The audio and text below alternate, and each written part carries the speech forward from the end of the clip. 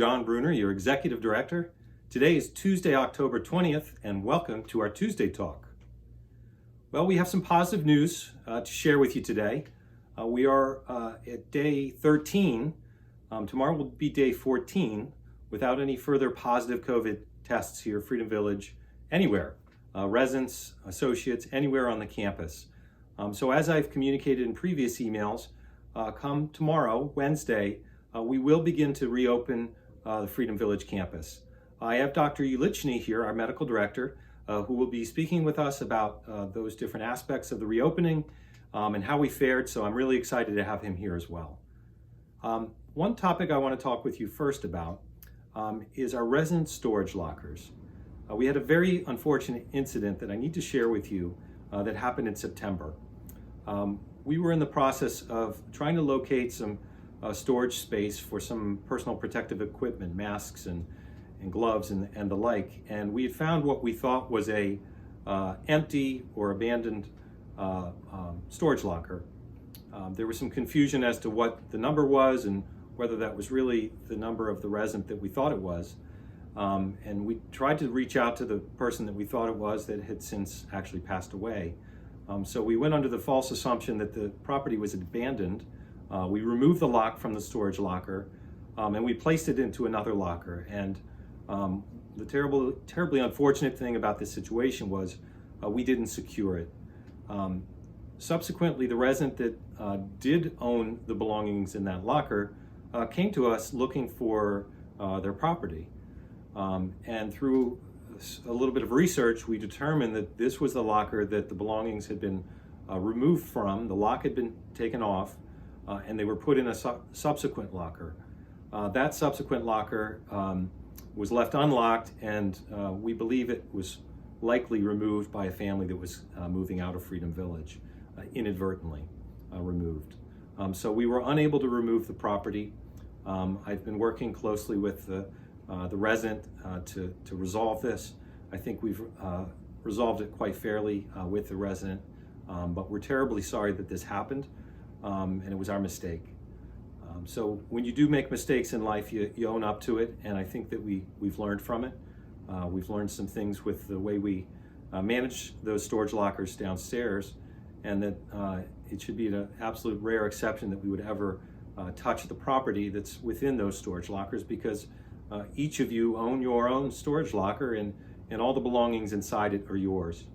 And to that point, not only have we learned, and we're going to have a little better control and procedures internally, but I want to encourage any resident that does have belongings downstairs in the storage lockers, which are underneath the parking deck area, to really ensure that you always keep your locker locked. There are some lockers I've seen that are unlocked, and maybe you think it's not important to keep them locked, but you never know what can happen.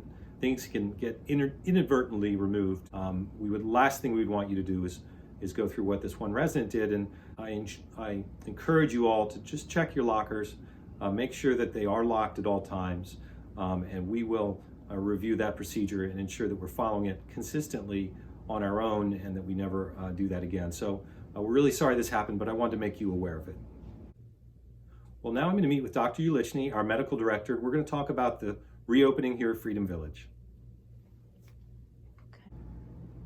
Well, I'm sitting here with Dr. Ulichny, our medical director of Freedom Village. Dr. Ulichny, welcome. Thank you for having me again. As I've told you before on this program, it's such an honor and privilege to have Dr. Ulichny and all of his vast experience on our team at Freedom Village during this pandemic. This has been trying times, and quite frankly, this leadership from you in helping make our decisions has been extremely, extremely helpful, so thank you. Thank you for having me. It's a pleasure to pitch in.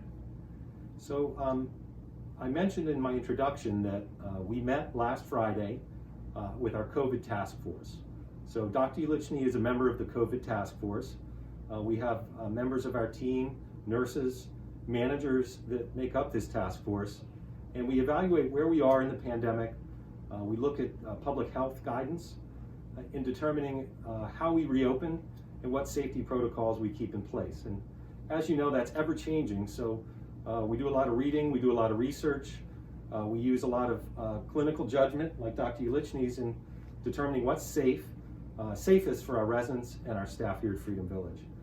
So following that meeting, we concluded that if we are able to maintain our COVID negative status, which is where we are today, Tuesday, October 20th, through tomorrow, Wednesday, October 21st, we will revert back to the phase of reopening that we were prior to September 25th. You might recall that Friday, September 25th, we had a big event in the Village Green and we had to cancel it because of the outbreak that we had. We had a total of 8 positive residents here in independent living, but come Wednesday, we'll have gone 2 weeks with no further positive cases, which is, I think, mission accomplished in regards to really locking down the community and stopping any further spread from there. So, Dr. Ulichny, could you talk a little bit about the purpose of that, Sure. that sharp lockdown and how it kind of mitigated the problem? Absolutely. So first off, I think Freedom Village, and especially you all, are doing a phenomenal job realizing that we're in a fluid situation. It's like a wave on an ocean, and you're going to have low disease prevalence and high disease prevalence. We just went through a high disease prevalence situation. We had to take a step back to prevent it from becoming a wider problem, which thankfully we did. With the contact tracing and the great work that your staff has done, we could find no community spread of the people who got infected somewhere that brought it back to the community or spread it amongst the community.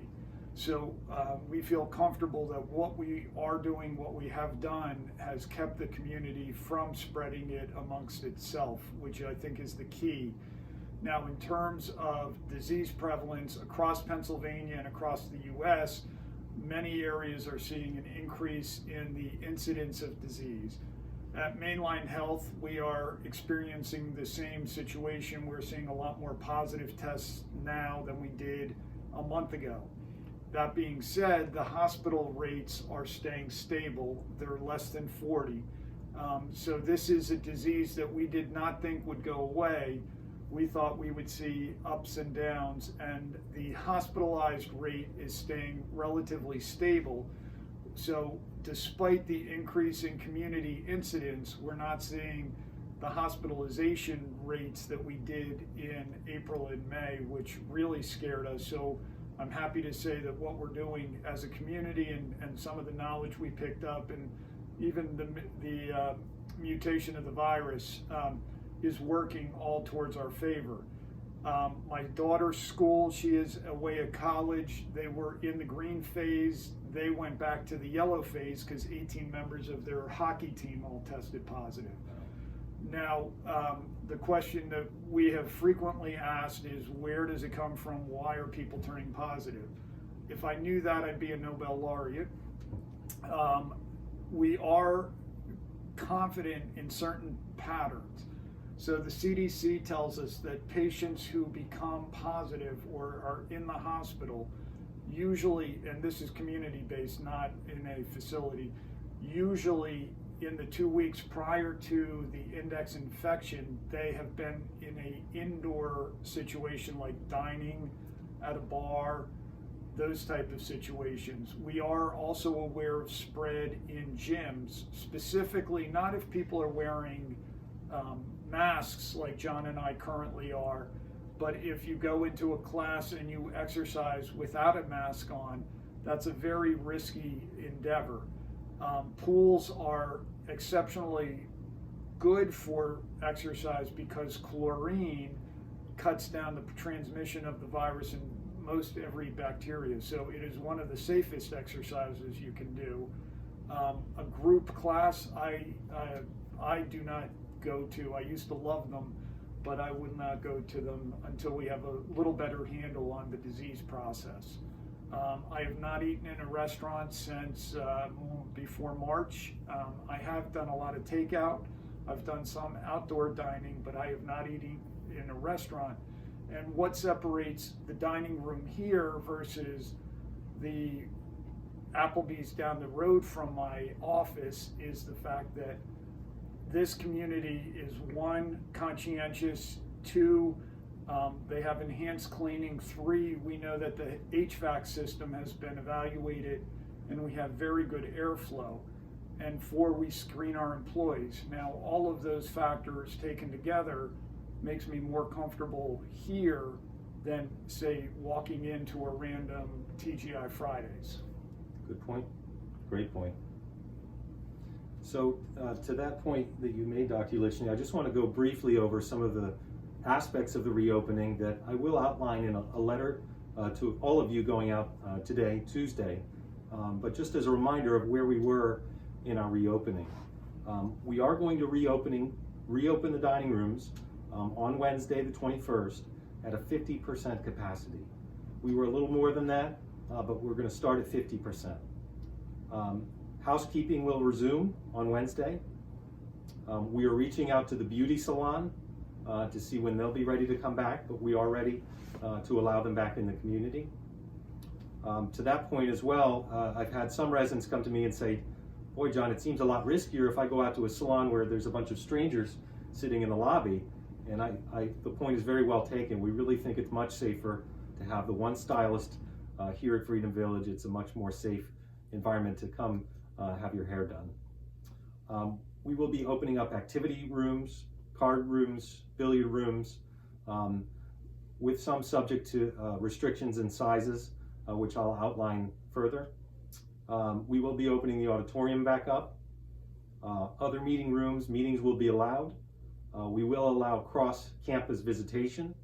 That means to the extent that the nursing home, our skilled nursing facility allows visitation, we'll be doing visitation in the preferred method, which is outdoors. If you have a friend or a family member that you want to visit in skilled nursing, you can visit them that way. Weather permitting, if not, you can step just inside the door in the arbor by the dining room. And then there's also visitation allowed in the gardens and memory care. Bocce will be allowed.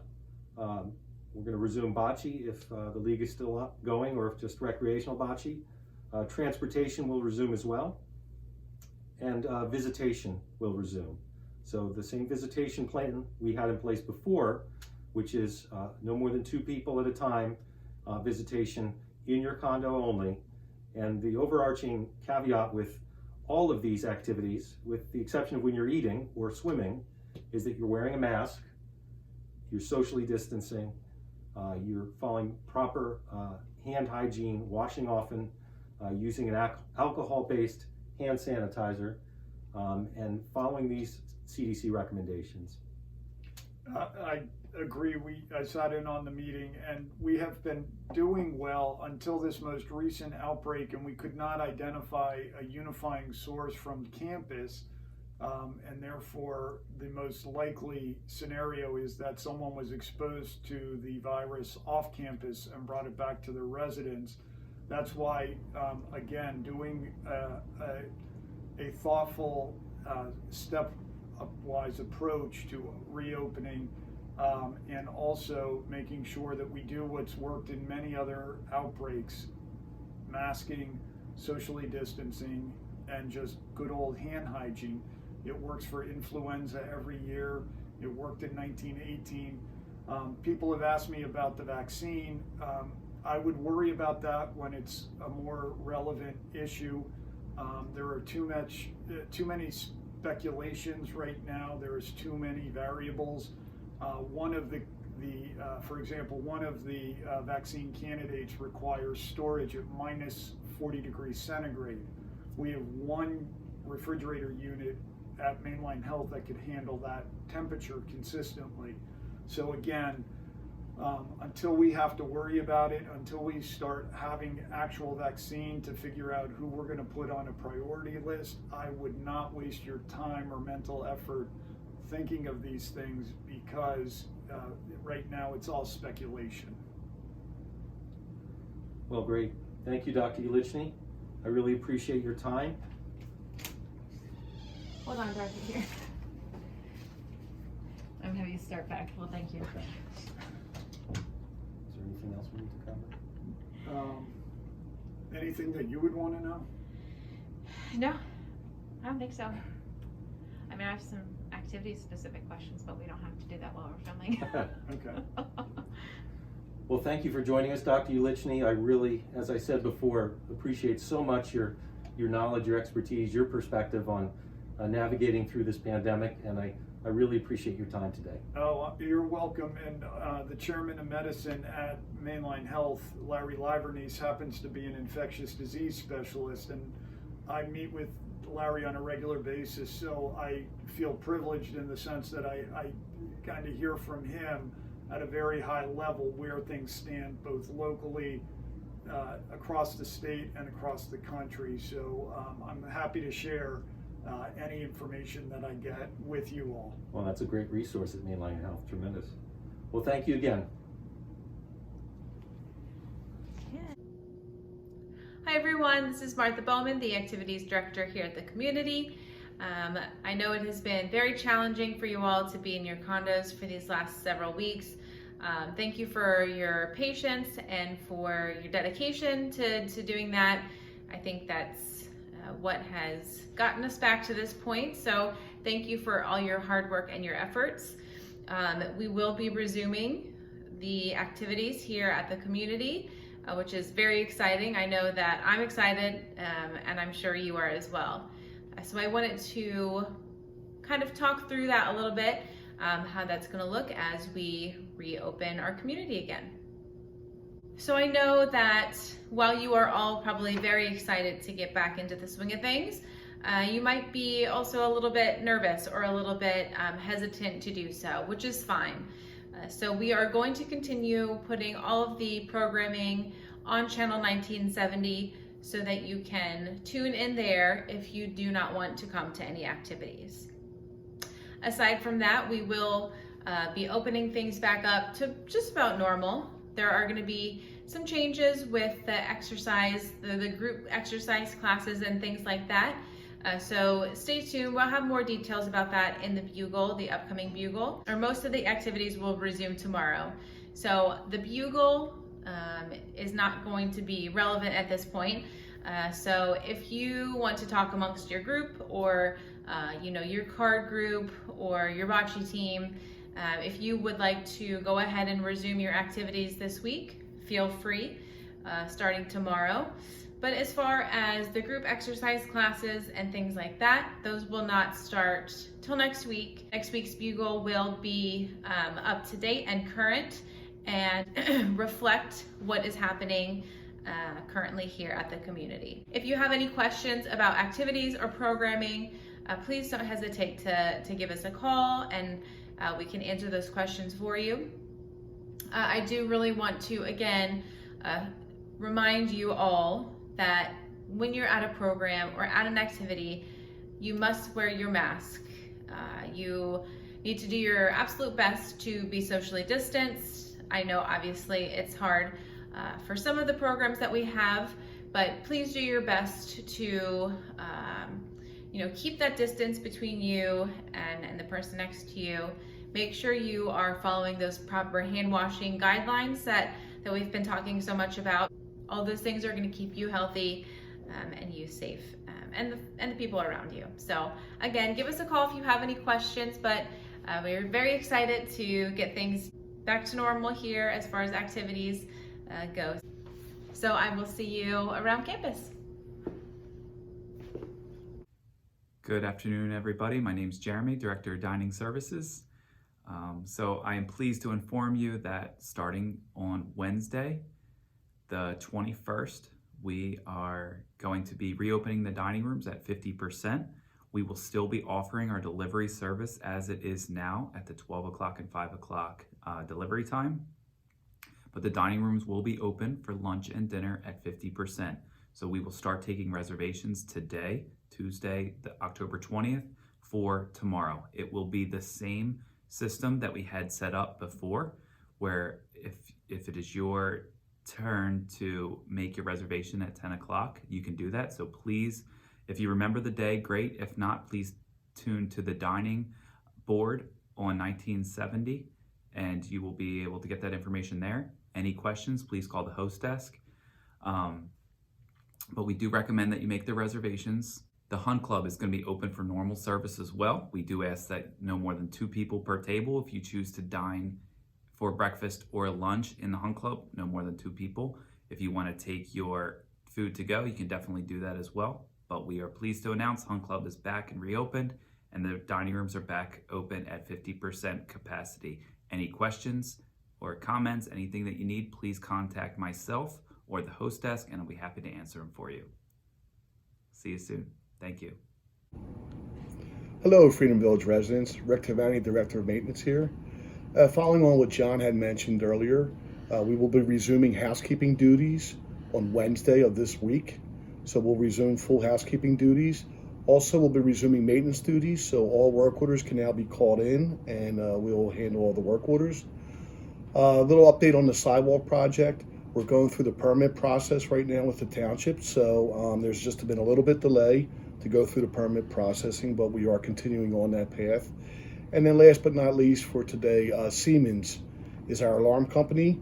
They've come in and replaced all the fire panels with a new system, and they are now complete. So thank you for your patience through that, and have a great day. Thank you all for joining us today for Tuesday Talk. As we mentioned today in my discussion with Dr. Ulichny, we will be reopening starting on Wednesday. So we're going to relook at the calendar. I know Martha's relooking at the Bugle and what activities we can resume next week. And that will also involve meetings in the auditorium. So stay tuned. We'll put the calendar together for next week, which will likely include a Tuesday Talk there in the auditorium. So we're really thrilled to see you all again and start to enjoy our lifestyle that we're accustomed to here at Freedom Village. Thank you all.